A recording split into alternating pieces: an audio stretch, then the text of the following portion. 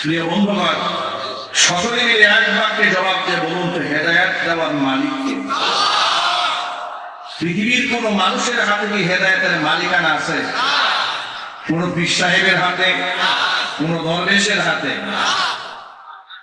Olya উলিয়া দরবেশ এগুলা তো অনেক দূরের কথা।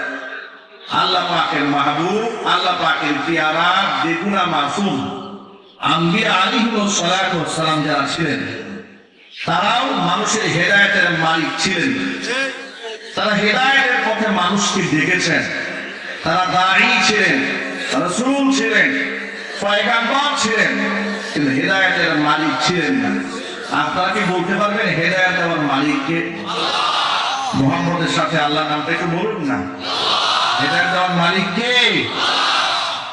হেদায়েত দেওয়ার মালিক যদি নবীগণ হতেন, তাহলে পৃথিবীর প্রথম মানুষ, প্রথম নবী আদম আলাইহিস সালাতু ওয়াস সালামের ছেলে কাবিল, তার আরেক পুত্র হাবিলকে হত্যা করে বিভ্রান্ত হতে পারত না। আদম আলাইহিস সালাতু ওয়াস সালাম নিজে সন্তানকে জোর করে হলেও হেদায়েতের উপর প্রতিষ্ঠিত রাখতে পারতেন। কথা বলেন। কিন্তু তিনি হেদায়েতের মালিক ছিলেন না।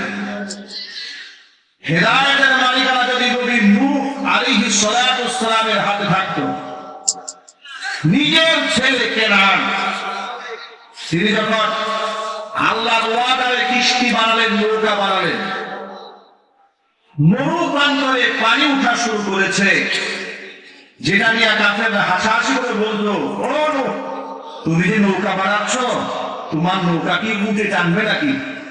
এই নৌকা কি ছাগলে টানবে না গাধায় টানবে? হাসাহাসি করত।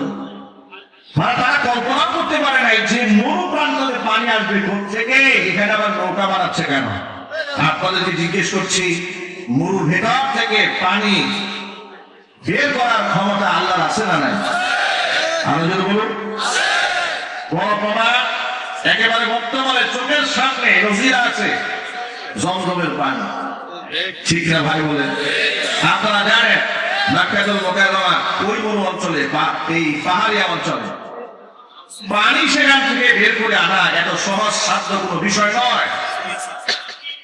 সেখানে টিউবওয়েল গেড়ে, পাম্প গেড়ে, মোটর গেড়ে সেখান থেকে পানি বের করা এত সহজ নয়। হাজার মিটার, কয়েক হাজার মিটার মাটি খুললেও সেখান থেকে পানি বের করা সম্ভব হয় না।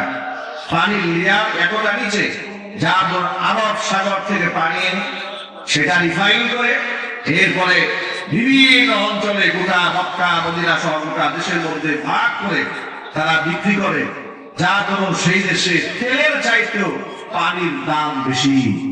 কারণ তেলে এত খরচ হয় না, পানি রিফাইন করে বিশুদ্ধ করে মানুষের কাছে উপস্থাপন করতে গেলে যত কষ্ট হয়, এর থেকে খুব সহজেই তেল পাওয়া যায়। এই জন্য তেলের দাম কম, পানির দাম বেশি।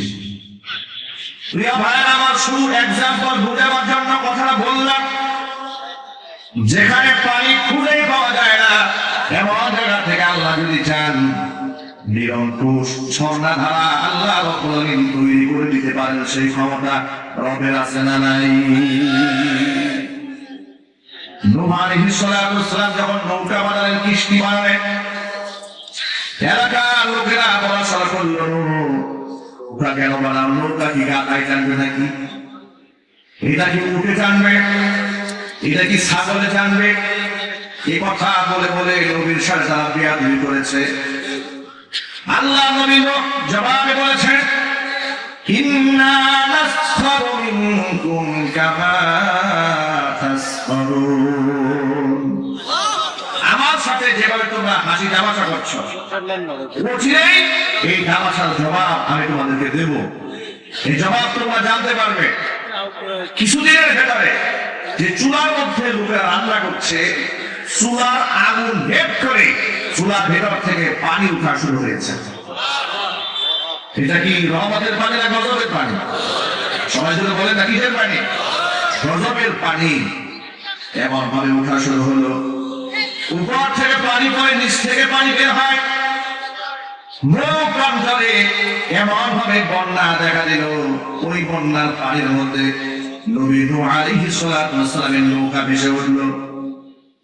আল্লাহ পাক ওয়াদা দিলেন, আমার নবী আপনি প্রত্যেকটা সাথের দুটা করে পানি সব কিছু আপনার নৌকার মধ্যে উঠান, সাথে সাথে আপনি সমস্ত ইমানদারদেরকে নৌকায় উঠান, ইমানদারদের রক্ষা করা হবে।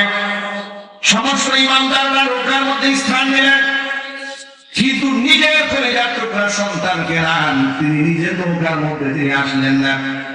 নূহ আলাইহিস সালাতু ওয়াস সালাম বড় দুঃখ পেয়ে বললেন, ইয়া বুনাইয়া রকাম মা'ানা ওয়া লা তাকুম মা'আল কাফিরিন। ও ছেলে, তুমি কাফেরদের সাথে থেকো না, আমার সাথে নৌকায় আসো। ছেলে জবাব দিয়ে বলে, ক্বালা সাআবি ইলা জাবালি ইয়াসিমুনি মিনাল মা। আমি তোমার সাথে নৌকায় আরোহণ করবো না, অবাধ্য ছেলে। ছেলে বলে, এই বন্যা দেখে আমার কোনো ভয় নাই, বন্যা আমার কোনো ক্ষতি করতে পারবে না, আমি পাহাড়ের চূড়ায় গিয়ে আশ্রয় গ্রহণ করব, তোমার বন্যার পানি পাহাড়ের চূড়াকে স্পর্শ করতে পারবে না। সাআবি ইলা জাবালি ইয়াসিমুনি মিনাল মা। আমি পাহাড়ে আশ্রয় নেব, এই পাহাড় আমাকে পানি থেকে রক্ষা করবে। প্রিয় ভাইরা, আল্লাহর আযাব যদি আসে কোন রক্ষাকারী আর থাকে? আরো জোরে বলুন না। আল্লাহর আযাব আসলে রক্ষাকারীদের কোনো কাজ আসে না, কাজে আসে। তিনি বললেন, ক্বালা লা আসিমাল ইয়াওমা মিন আমরিল্লাহি ইল্লা মান রাহিম ওয়া হালা বাইনাহুমাল মাওজু ফাকানা মিনাল মুগরাকিন।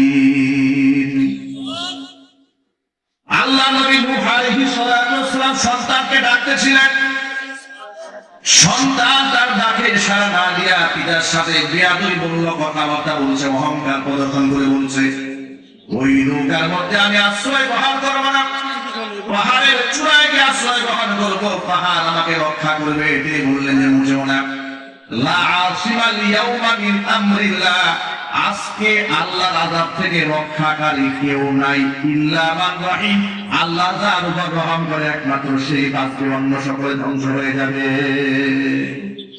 লা আসিমাল ইয়াউমা মিন আমরিল্লাহ ইল্লা মান রাহিম। পিতা পুত্রের মধ্যে কথোপকথন হচ্ছে, বাবা নৌকায় আছে আর ছেলে পানিতে আছে, তাকে ডাকা হচ্ছে নৌকায়, তাড়াতাড়ি আসো। ছেলে বলে, না আমি আসবো না। বাবা ডাকতেছে, ছেলে বলে, না আমি আসবো না। বাপ বিড়ম্বনা চলছে পিতা পুত্রের মাঝে। এমন সময় আল্লাহ বলছেন, ওয়া হালা বাইনাকুমাল মাওজু ফাকানা মিনাল মুগরাকিন। যখন সে আমার নবীর রূহের ডাকে সাড়া দিল না, হালা বাইনাকুমাল মাওজু, পিতা এবং পুত্রের মাঝে আড়াল করে দিল একটা ঢেউ। এত জোরে একটা ঢেউ আসলো প্লাবনের, বাবা পুত্র নূহের সাথে কেনানের সাথে একটা পারিশান তৈরি হয়ে গেল।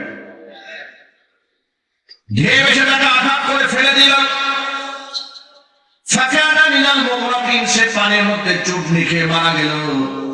আল্লাহ পাক রব্বুল আলামিন 40 দিন পর্যন্ত এই পানিকে জমিনের মধ্যে স্থির রাখলেন। কতদিন ধরে বলেন? বলেন। কোরআন মাজিদের মধ্যে আল্লাহ রাব্বুল আলামিন বলছেন, ওয়াকিলা ইয়া আরদু বুলঈ মাআকি ওয়া ইয়া সামাউ আqli'i وغيض الماء وقضي الأمر واستوت على الجود وقيل بعدا للقوم الظالمين। আগে আপনারা আমার কথার জবাব দিয়ে বলেন তো, জমির কথা শুনে কার? পানির কথা শুনে কার? আগুনের কথা শুনে কার? আগুনের উপরে আল্লাহর ক্ষমতা আছে না নাই? পানির উপরে আছে না নাই? জমিনের উপরে আছে না নাই? 40 দিন পর্যন্ত নবী নূহ আলাইহিস সালাতু ওয়াস সালামের নৌকা ভাসমান থাকলো পানিতে। আল্লাহ পাক 40 দিন যখন হয়ে গেল, চুড়ি পাহাড়ে নৌকাটা গিয়ে থামলো। মাটিকে আল্লাহ ওয়াদা করলেন, ইয়া আরদু ইবলাঈ মাআকি, তোমার পানি তুমি শোষণ করো, ঘিরে ফেলো। আল্লাহু আকবার। এই যে দেখেন, আমাদের দেশে অনেক সময় বন্যা হয়, হয় না ভাই? এই উত্তরাঞ্চলে কিছুদিন আগে ভয়াবহ বন্যা হয়নি? বন্যা হয়েছে। কিছু কিছু বন্যা হচ্ছে প্রাকৃতিক, আল্লাহর পক্ষ থেকে, আল্লাহ নিজাম অনুযায়ী আসে। এটা সবসময় বন্যা মানুষের ক্ষতির কারণ হয় না। বন্যার পানি অনেক সময় উপকারের জন্য আসে, জমিনকে উর্বর করে, কীটনাশক মুক্ত করে, জমিনকে ফসলের জন্য উপযুক্ত করে। সুবহানাল্লাহ। এই জন্য বন্যার পানি, বৃষ্টির পানি, এটা সবসময় আল্লাহ পাকের আযাব হিসেবে আসে না, অনেক সময় আল্লাহ পাকের রহমত হিসেবে আসে। ঠিক কিনা? কিন্তু আমাদের যারা শত্রু, যারা আমাদেরকে সহ্য করতে পারে না, যারা আমাদেরকে মারতে চায়, আমাদের ইমানের শত্রু, আমাদের দেশের শত্রু, আমাদের রাষ্ট্রের শত্রু আছে না ভাই? বলতে হবে আছে না? আছে। আমাদের পার্শ্ববর্তী দেশের রাষ্ট্রের পরিচালক যারা, তারা আমাদের এমন বন্ধু পৃথিবীতে যার আছে, দুনিয়াতে তার একটা শত্রু না থাকলেও চলবে। কথা বলতে হবে, ঠিক আছে? বলে তারা তো আমাদেরকে ভাতে মারতে চায়, পানিতে মারতে চায়, খাদ্যে মারতে চায়।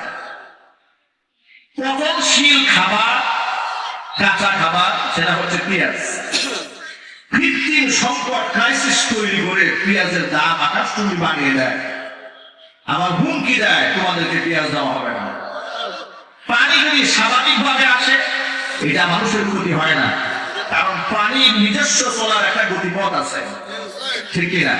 কিন্তু পানিতে আটকায় রাখে আর হঠাৎ করে ভাত ছেড়ে দেয়, তাহলে পানি আপনাকে একেবারে চূর্ণ বিচূর্ণ করে নিয়ে যাবে, সব ভেঙে তছনছ করে দেবে।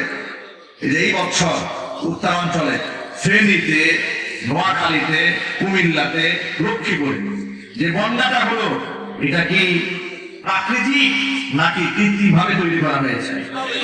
কৃত্রিম ভাবে আমাদের বন্ধুরা তৈরি করে দিয়েছে। আমাদেরকে কত ভাবে তারা সাহায্য করতে চেয়েছে আপনারা আন্দাজ করতে পারেন না। ওরা আনসারদের বিপ্লবের মাধ্যমে এই দেশের স্বাধীনতা কেড়ে নিতে চেয়েছে।